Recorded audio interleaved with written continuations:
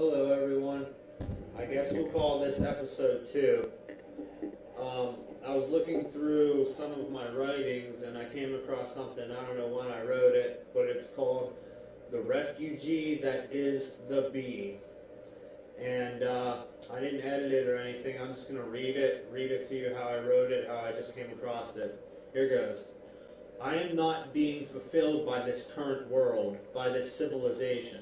So I see two choices. One is to ignore my spirit and just submit to this bullshit by going after money and possessions. The second choice is to try and change this world. That's the one I choose.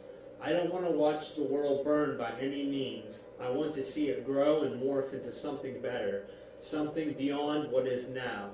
How to do this? Well, half of it is to recognize what it is that needs changed or what not to do. The other half is trying to get other people on the same level, get others that are fed up with this way, people who are not fulfilled by money, status, and things. Find these people or create them. The best way to do this, I have found, is get them to read Daniel Quinn's work or explain to them what his work points out. A few simple concepts and parables to turn them.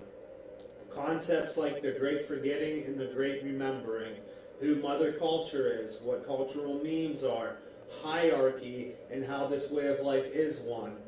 Parables like the stinkards, and the one about trying to build a 10-story building with only one floor of bricks.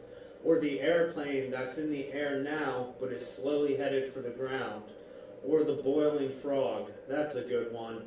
Ishmael, the flagship book, offers but a small percentage of what Daniel Quinn has to offer.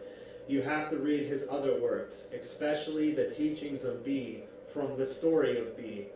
I would like to wake up one day in a world where no one is suffering, where true equality is found, a world without these financial pressures, a world without money, a world without this horrible hierarchy that keeps the 1% comfortable at the cost of the suffering of the other 99%.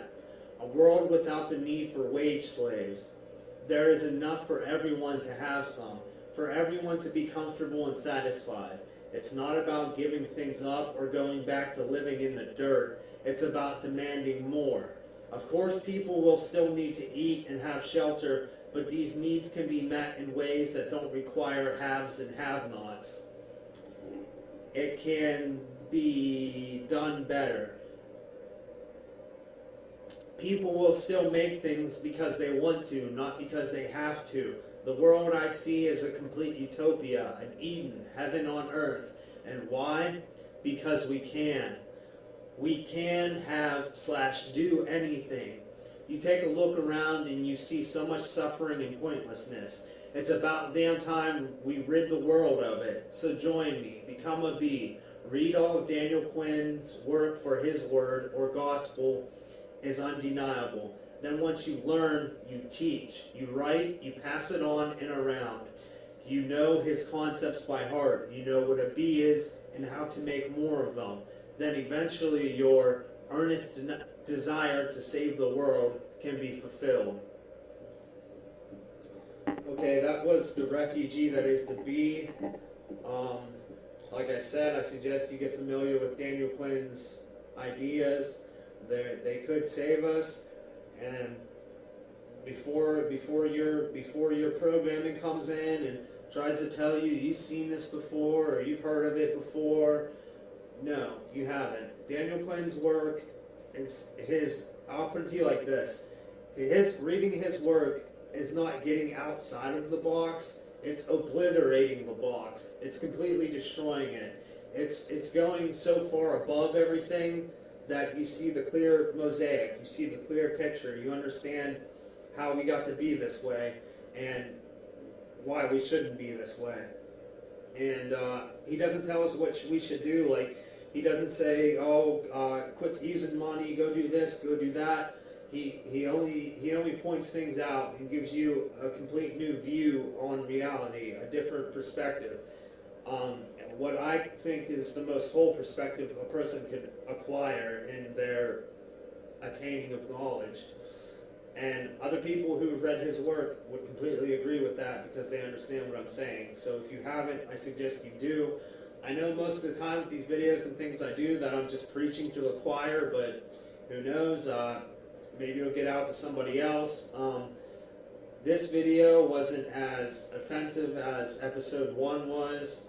I did that on purpose just to, if you can make someone mad, then maybe you're doing something right, you're causing them to think. I had one person so utterly devastated, I guess, by what they saw. They sent me a message saying don't ever send them another video because they're just so ingrained in the system that they don't want to think about such things. Because of course you apply it to yourself and then you think, oh fuck, what am I going to do? Where's my part in the world? And that can be a hard thing. That can be hard to find and hard to come to terms with. Okay, well, continue having a nice day, and